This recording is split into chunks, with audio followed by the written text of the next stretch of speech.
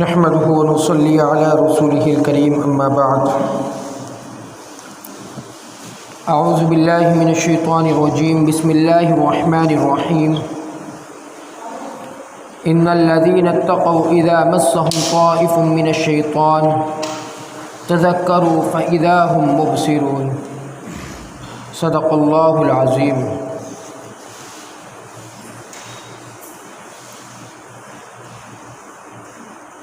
جب عشق سکھاتا ہے آداب خداگاہی، کھلتے ہیں غلاموں پر اسرار شہنشاہی، عطار ہو رومی ہو رازی ہو غزالی ہو، کچھ ہاتھ نہیں آتا بے آہ سحرگاہی، نا امید نہ ہو ان سے اے رہبر فرزانہ، کم کوش تو ہے لیکن بے ذوق نہیں راہی۔ معزز سامعین اکرام، عزیز ساتھیوں، انسان پر احکام خداوندی لازم ہو جاتے ہیں۔ جب انسان کوئی شخص مومن بلوغ کی طرف بڑھتا ہے، بالغ ہو جاتا ہے، اس پر لازم ہو جاتا ہے وہ اللہ تبارک و تعالیٰ کے تمام احکام کو مد نظر رکھ کر، تمام احکام کو سامنے رکھ کر ان اللہ کے حکم کے مطابق اپنی زندگی کو بسر کرے، یہ انسان پر لازم ہو جاتا ہے۔ ہر عمل اس کا شریعت کے مطابق، قرآن کے مطابق، نبی پاک صلی اللہ علیہ وسلم کے طریقے کے مطابق ہو تو انسان کے لیے ضروری ہے کہ وہ اپنے تمام اعمال کو اللہ کے احکام کے مطابق بنائے۔ عزیز دوستو، نبی علیہ السلام کے مطابق زندگی کا ہونا اور اپنی زندگی کو رسول اللہ صلی اللہ علیہ وسلم کے طریقے کے مطابق زندگی کا گزارنا، یہ مسلمان پر لازم اور ضروری ہے۔ جب انسان اپنی زندگی اللہ کے رسول کے مطابق گزارے گا تو کامیابی دنیا میں بھی ملے گی اور فلاح آخرت میں بھی اس کو حاصل ہو جائے گی۔ عزیز دوستو، اللہ تبارک و تعالیٰ قرآن کریم میں بارہا کئی جگہ پر اسی کو ارشاد فرماتے ہیں، اے ایمان والو اللہ اور رسول کی اطاعت کر لو، اے ایمان والو ایمان لے آؤ، اے ایمان والو ایمان لے آؤ۔ اس کا مطلب کیا ہے؟ اس کا مطلب یہ مومن تو مومن ہو چکا ہے، مسلمان ہو چکا ہے، توحید کا مقر ہو چکا ہے، اللہ کا اقرار کر چکا ہے، نبی پاک صلی اللہ علیہ وسلم کی اتباع کے لیے دامن تھام چکا ہے۔ پھر اللہ کہتے ہیں اے ایمان والو ایمان لے آؤ، مطلب یہ ہے اے ایمان والو کامل مومن ہو جاؤ، اے ایمان والو کامل مومن ہو جاؤ، مکمل مسلمان ہو جاؤ، مکمل طریقے سے اسلام مذہب کو اپنا لو، یہ مطلب ہے۔ یعنی ان کی زندگی کا ہر عمل، ہر حکم اللہ کے نبی صلی اللہ علیہ وسلم کے طریقے کے مطابق ہو، تب کامیابی ہے، تب وہ پکا مومن اور کامل مومن کہلائے گا، جب وہ سچا مومن اور بہترین مومن کہلائے گا جب اس کی زندگی میں رسول اللہ صلی اللہ علیہ وسلم کی زندگی ہوگی، صحابہ کرام رضوان اللہ تعالی علیہم اجمعین کا طریقہ ہوگا، جب وہ کامل اور مکمل مومن ہوگا۔ عزیز دوستو، کوئی بھی شخص ہو، کتنا بھی بڑا آدمی ہو اور کتنا بھی چھوٹا ہو، دنیاوی اعتبار سے اللہ کے یہاں بڑا آدمی وہ ہے، اللہ کے یہاں بڑا شخص وہ ہے جو اللہ کی رضا حاصل کر لے، جو متقی اور پرہیزگار بن جائے۔ اللہ کے یہاں وہ شخص کامیاب ہے، وہی شخص اللہ کے یہاں محبوب ہے۔ ایسے ہی لوگوں کو اللہ فرماتے ہیں کہ میں ان سے راضی ہوں اور یہ اللہ سے راضی ہے۔ جب 11ویں پارے میں آیت پڑھتے والسابقون الاولون من المہاجرین والانصار والذین اتبعوہم بإحسان، اللہ فرماتے ہیں مہاجر صحابہ، انصار صحابہ اور وہ لوگ جو ان صحابہ کی اتباع کرتے ہیں، اللہ ان سے راضی ہے۔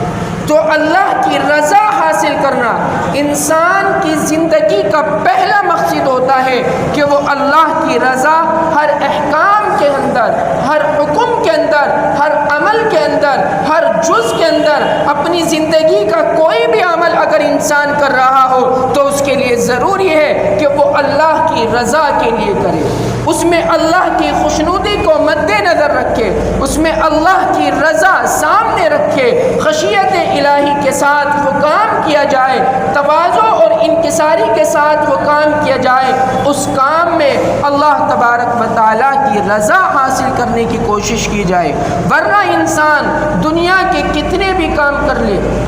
آخرت کی دنیا میں رہتے ہوئے کتنے ہی اعمال کر لے، لیکن اگر اس کے اندر اخلاص نہیں ہے، رضائے الہی نہیں ہے، بلکہ دنیا کو دکھلانے کے لیے کوئی کام کرتا ہے، کوئی عمل کرتا ہے، تو وہ دنیا ہی کے اندر محدود رہتا ہے، آخرت میں اس کا کوئی حصہ نہیں ہوتا۔ اللہ کے رسول صلی اللہ علیہ وسلم کا بیان ہے، نبی پاک صلی اللہ علیہ وسلم فرماتے ہیں کل قیامت کے دن بہت سے سخی لوگ آئیں گے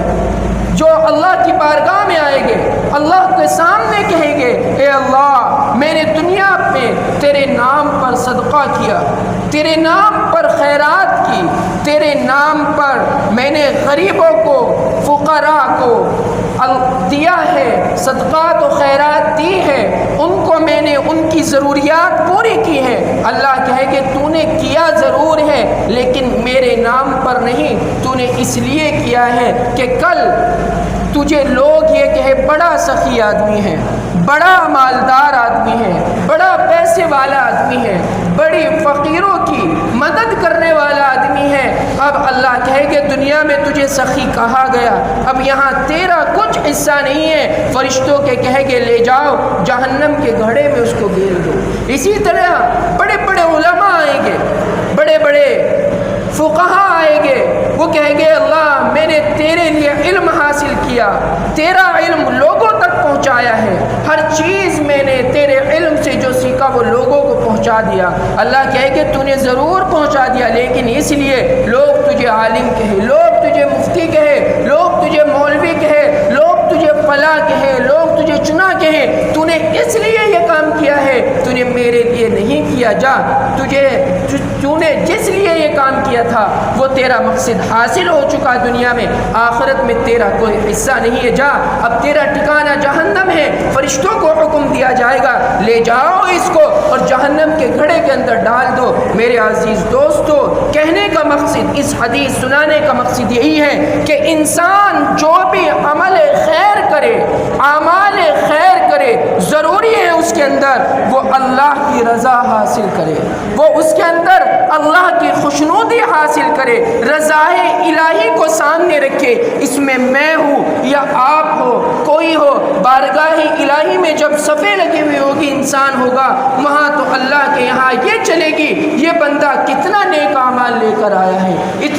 اس نے مجھے کتنا راضی کیا ہے، وہ چلے گی، وہاں کسی کی کوئی نہیں چلے گی، وہاں پر نہ کوئی کالے کی پوچھ ہوگی، نہ گوری کی پوچھ ہوگی، نہ امیر کی نہ غریب کی، سب ایک ہی صف میں وہاں کھڑے ہوئے ہوگے، بارگاہ الہی میں سوال و جواب ہو رہا ہوگا۔ اس لیے میرے عزیزوں، میرے کہنے کا، پوری بات کہنے کا مقصد یہی ہے، ہم کوئی بھی عمل کرے، ہم کیسا بھی عمل کرے، اللہ رب العزت کی رضا کو مد نظر رکھے، تب اس عمل کا ہمیں ثواب ملے گا، وہ عمل بارگاہ الہی میں قبول ہوگا۔ اور اگر ہم اس عمل کے ذریعے، نمازوں کے ذریعے، صدقات کے ذریعے، زکوٰۃ کے ذریعے، حج کے ذریعے، عمرے کے ذریعے یہ دکھانا چاہتے ہیں، لوگ ہمیں حاجی کہے، لوگ ہمیں مفتی کہے، لوگ مولوی کہے، عالم کہے، حافظ کہے، یا ہمیں فلاں شخص کہے، ہمیں بڑے بڑے ناموں سے پکارا جائے، اللہ قیامت کے دن کہے گے بندے تو نے جس لیے وہ عمل کیا تھا دنیا میں وہ تجھے چیز حاصل ہو چکی ہے، تو نے وہ عمل آخرت کے لیے نہیں کیا تھا، تو نے وہ عمل میرے لیے نہیں کیا تھا، بلکہ تیرے اس عمل کے اندر دکھلاوا تھا، تیرے اس عمل کے اندر ریا تھا، تیرے اس عمل کے اندر یہ بتانا تھا کہ لوگوں میں تو شہرت حاصل کر لے، وہ دنیا میں تیرے ساتھ ہو چکا ہے، اب آخرت کا نمبر آ رہا ہے، آخرت میں تجھے کیا چیز ملے گی؟ تو نے اعمال کے لیے، تو نے آخرت کے ثواب کے لیے وہ عمل کیا ہی نہیں۔ اس لیے اپنی نیتوں کو عمل کرتے ہوئے درست رکھا جائے۔ اللہ کے نبی صلی اللہ علیہ وسلم فرماتے ہیں، مشکاۃ شریف کی بھی پہلی روایت ہے، حضرت امام بخاری رحمہ اللہ بھی اس روایت کو نقل فرماتے ہیں، انما الاعمال بالنیات وانما لامرئ ما نوی، کہ تمام اعمال کا دار و مدار اس کی نیت پر ہے،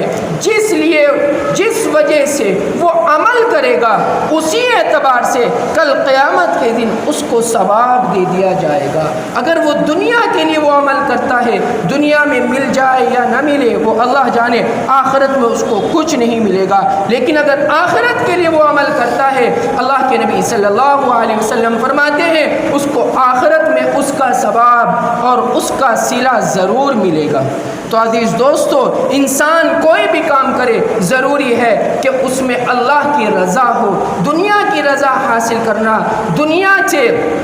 اس میں واہ واہ چاہنا، یہ کوئی کامیابی نہیں ہے۔ جب انسان اللہ سے لو لگاتا ہے اور اللہ کی رضا چاہتا ہے، اللہ دنیا میں بھی اس کی دھوم مچا دیتے ہیں اور آخرت میں بھی اس کو شہرت یافتہ بنا دیتے ہیں۔ عزیز دوستو، انسانی اعمال کے لیے سب سے اہم چیز یہی ہے، ہر عمل پر، کوئی بھی عمل ہو زندگی کا، اس میں سب سے اہم چیز اخلاص ہے، کوئی بھی عمل ہو۔ اسی وجہ سے علامہ تبریزی صاحب مشکات اس حدیث کو سب سے پہلے اپنی کتاب کے اندر نقل فرماتے ہیں اور اس طرف اشارہ کرتے ہیں، تم احادیث پڑھ رہے ہو، عالم بننے جا رہے ہو، ذرا اپنے اعمال کا محاسبہ کر لو کہ کس لیے ان احادیث کو، اس قرآن کو، اس دین کو سیکھ رہے ہو، اس کا محاسبہ کر لو۔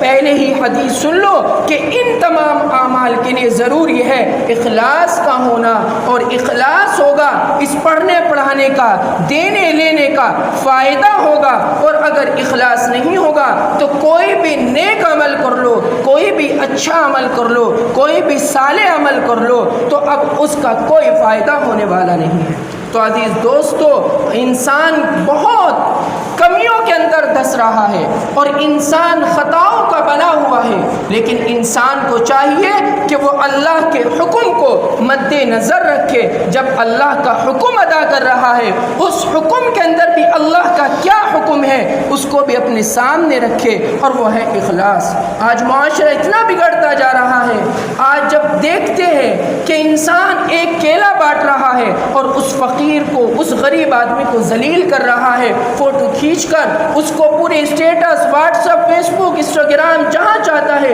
اس کو پھیلا دیتا ہے۔ یہ میرے دوستو کس لیے ہم کر رہے ہیں؟ اس لیے کر رہے ہیں کہ دوسرا آدمی ذلیل ہو جائے، غریب ہو جائے۔ میں یہ نہیں کہتا آپ دے کر، آپ دو، دینا۔ اللہ کے نبی صلی اللہ علیہ وسلم نے فرمایا غریبوں کو دیا جائے، قرآن کہتا ہے فقراء کو دیا جائے، لیکن اس کا مقصد یہ نہیں کہ فقراء اور غرباء کو ذلیل کیا جائے۔ تو عزیز دوستو، انسان اگر اللہ کی راہ میں 1 روپیہ دیتا ہے، 10 روپے دیتا ہے، کچھ بھی دیتا ہے، اس کو دکھاوا اس میں نہ ہونا چاہیے، بلکہ آتا ہے کہ انسان کو چاہیے کہ جب اللہ کی راہ میں دے، دائیں ہاتھ سے دے، بائیں ہاتھ کو بھی معلوم نہ ہو کہ ہم نے کیا دیا ہے۔ آج ہم جب تک کہ فوٹو نہ کھنچوا لے، جب تک کہ دوسرے غریب آدمی کے ہاتھ میں ہم اس کی چیز دیتے ہی نہیں جو ہم دینا چاہ رہے ہیں۔ آج ہمارا یہ حال ہے، آج ہمارا یہ حال ہو چکا ہے کہ ہم توبہ کرتے ہیں سوشل میڈیا کے سامنے، ہم توبہ کرتے ہیں دنیا کے سامنے، پھر دنیا کو اس توبہ کا پتہ ہی نہ لگتا اس بندے نے توبہ کی ہے یا نہیں کی، بلکہ توبہ کرنے کے بعد انسان وہ ہو جاتا ہے، انسان کے اندر وہ رقت آنی چاہیے کہ وہ دنیا میں اللہ کے حکم ہی کو مد نظر رکھے، اس کے علاوہ کوئی مد نظر نہ رکھے۔ بصرہ کی ایک حسین و جمیل عورت تھی، بڑی خوبصورت، بڑی حسین و جمیل، لوگ اس کے فسق و فجور کی مثالیں دیا کرتے تھے، اتنی فاسق و فاجر عورت تھی، اپنی خوبصورتی سے لوگوں کو اپنی طرف راغب کرتی تھی، اور لکھا ہے کہ بڑی امیر عورت تھی، امیرانہ زندگی گزارتی تھی، جیسے بادشاہ اور بڑے بڑے لوگ زندگی گزارتے ہیں دولت مند، ایسی وہ زندگی گزارتی تھی۔ روزانہ ایک سے ایک بیش بہا قیمت والا لباس زیب تن کرتی تھی، لوگوں کی خوشیوں میں شامل ہوتی، غموں میں نوحہ کرتی، اس کے بغیر خوشیاں ادھوری تھی، غم ادھورا تھا۔ لوگوں کے مجمع میں جاتی اور نوحہ کرتی، خوشیوں میں گانا گاتی تھی، آواز بھی بڑی بہترین اور سریلی تھی، اور اس کے پاس خوبصورتی اور حسن جمال بھی تھا، بڑی فاسق و فاجر تھی۔ لوگ مثال دیا کرتے تھے کہ شہوانہ بڑی فاسق و فاجر عورت ہے۔ حضرت صالح المری علیہ الرحمہ اس زمانے کے ایک بزرگ عالم دین ہے، بڑا اللہ والا ہے۔ علماء نے لکھا ہے کہ جب یہ اس بندے کے دربار میں کوئی پہنچتا اور وہاں حاضری دیتا تو یہ جب وعظ و نصیحت کیا کرتا تھا، لوگوں کے دلوں کے اندر رقت طاری ہو جاتی تھی، لوگ خوف الہی سے بھر جاتے تھے، زور زور سے رونا شروع کرتے تھے۔ تو ایک مرتبہ یہی عورت شہوانہ گزر رہی ہے، ساتھ میں اس کے ساتھ اس کی کنیزیں ہیں، بڑی شہنشاہ انداز میں وہاں سے گزر رہی ہے۔ تو جیسے ہی حضرت صالح المری علیہ الرحمہ کے گھر کے پاس پہنچی تو دیکھا اندر سے زور زور سے رونے کی آواز آ رہی ہے۔ یہ عورت شہوانہ کہتی ہے کہ یہاں کون نوحہ کر رہا ہے، کس کے ہاں غم ہو رہا ہے، غم منایا جا رہا ہے اور شہوانہ کو یہاں بلایا نہیں گیا۔ بڑی افسوس کی بات ہے، اپنی ایک کنیز کو، ایک عورت کو، ایک لونڈی کو گھر کے اندر بھیجتی ہے اور کہتی ہے دیکھ کر آؤ اندر کیوں لوگ رو رہے ہیں۔ وہ لڑکی جاتی ہے، وہ واپس ہی نہیں آتی۔ اس کے حالات حضرت صالح المری کی مجلس میں پہنچ کر بدل جاتے ہیں۔ پھر جب تھوڑی دیر انتظار کرتی ہے کہ وہ آئی نہیں، اب دوسری کو بھیجتی ہے کہ تم دیکھ کر آؤ کیا بات ہے، وہ واپس کیوں نہیں آئی۔ وہ جاتی ہے، وہ بھی واپس نہیں آتی۔ پھر تیسری لڑکی کو، تیسری لونڈی کو اپنی بھیجتی اور کہا اب تم جاؤ دیکھ کر آؤ وہ دونوں واپس کیوں نہیں آئی اور اندر کیا چل رہا ہے۔ وہ تیسری جاتی ہے، وہ بھی واپس نہیں آتی۔ اب چوتھی کو بھیجتی ہے کہ تم جاؤ، جو کیوں واپس نہیں آ رہی ہے۔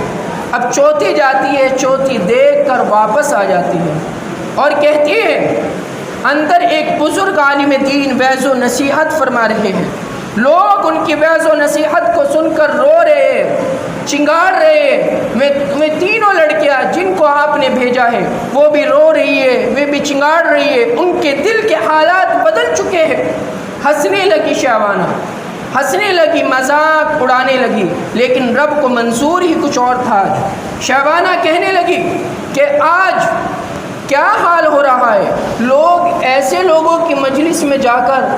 مذاق بنا رکھا ہے، رو رہے ہیں، میں جا کر دیکھتی ہوں، میں سب کے حالات بدلتی ہوں۔ جیسے ہی حضرت صالح المری علیہ الرحمہ کو ان کے گھر میں جا کر نظر ڈالتی ہے، دل کے حالات ہی شہوانہ کے بدل گئے اور کہنے لگی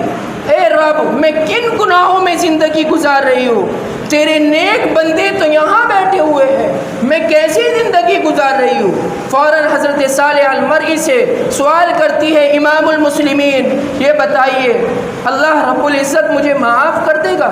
حضرت صالح المری علیہ الرحمہ نے فرمایا ہاں رب تجھے معاف کر دے گا، رب تو معاف کرنے والا ہے، تو ذرا توبہ تو کر، اللہ تجھے معاف کرے گا۔ کہنے لگی میرے گناہ جو ہے آسمان کے ستاروں سے زیادہ ہے، سمندر کے جھاگ سے زیادہ ہے، رب کیسے معاف کر دے گا؟ حضرت صالح المری نے کہا شہوانہ سے زیادہ تو نہیں ہے، رب تجھے معاف کر دے گا۔ حضرت صالح المری نے بھی شہوانہ ہی کی مثال دی، سامنے کھڑی ہوئی ہے شہوانہ، حضرت صالح جانتے نہیں ہے، بس یہ سننا تھا، بے ہوش ہو کر گر گئی۔ کچھ دیر بعد ہوش آیا، کہا امام المسلمین میں ہی شہوانہ ہوں، اور اپنے لباس کو، وہ جو خوبصورت حسین و جمیل لباس زیب تن کر رکھا تھا اس کو اتارا، ایک سادہ لباس پہنا اور کہا کہ آج میں اپنے تمام گناہوں سے توبہ کرتی ہوں، اب میں ان تمام گندے کاموں سے نکلتی ہوں اور آج سے میں اللہ اور اس کے رسول کے مطابق زندگی گزاروں گی۔ علماء نے لکھا ہے اس کے بعد 40 سال تک شہوانہ زندہ رہی، کسی نے اس کا چہرہ تو چہرہ ناخون بھی نہیں دیکھے، اپنی پوری 40 سال کی زندگی اللہ اللہ میں گزار دی۔ تمام مال جو اس نے حرام خوری سے حاصل کیا تھا سب صدقہ کر دیا، کہہ دیا کہ یہ حرام مال، اس کی مجھے ضرورت نہیں ہے، اب تو میں غریبانہ فقیرانہ زندگی گزاروں گی۔ اس طرح وہ زندگی اس عورت نے گزاری۔ آج ہمارا اور آپ کا حال ہے، اگر ہم مولویوں، یہ علماء تھے، یہ نیک لوگ تھے جن کی شکل دیکھ کر لوگ توبہ کر لیا کرتے تھے، آج میرے عزیز دوستو ہمارا حال ہے اگر کوئی ایسی لڑکی ہمارے نکاح میں آ جائے تو ہم خود فلم انڈسٹری میں چلے جاتے ہیں، یہ حال ہمارا ہے۔ اسی لیے میں کہتا ہوں افسوس صد افسوس کہ شاہی نہ بنا تو، دیکھے نہ تیری آنکھ نے فطرت کے اشارات۔ آج یہ حال ہمارا ہو رہا ہے۔ میرے عزیز دوستو مجھے نہ کسی پر طنز کرنا ہے نہ بتانا ہے، میرے کہنے کا مقصد یہ ہے ہر کام کے اندر رضائے الہی کو مد نظر رکھو۔ اگر کوئی رضائے الہی کی وجہ سے توبہ کرتا ہے، اللہ کے لیے توبہ کرتا ہے، اللہ کے حکم کی فرما برداری کرتا ہے، یا ایسے ہی اعمال کے اندر اللہ کے حکم کو سامنے رکھتا ہے، تو اللہ تبارک و تعالیٰ اس کے دل کو بدل دیتے ہیں۔ اس لیے میں بار بار یہ شعر بھی پڑھتا ہوں علامہ اقبال مرحوم کا، دل بدل سکتے ہیں، جذبات بدل سکتے ہیں، ملک کے فکر و خیالات بدل سکتے ہیں، دور موجود کے دن رات بدل سکتے ہیں۔ تم بدل جاؤ یارو تو حالات بدل سکتے ہیں، لیکن سلیقہ شرط ہے ہر ایک امر میں۔ عیب بھی کرنے کے لیے ہنر چاہیے کہ جب انسان عیب کرتا ہے اس کے لیے بھی انسان کو ہنر چاہیے، جب اعمال صالحہ کرے اس کے لیے کتنا ہنر چاہیے۔ جنت اتنی سستی نہیں جتنا ہم اور آپ سمجھ رہے ہیں، یہ بڑی مشکل چیز ہے، لیکن اللہ کی رضا سے یہ چیز ہمیں حاصل ہو جائے گی۔ اللہ تعالیٰ مجھے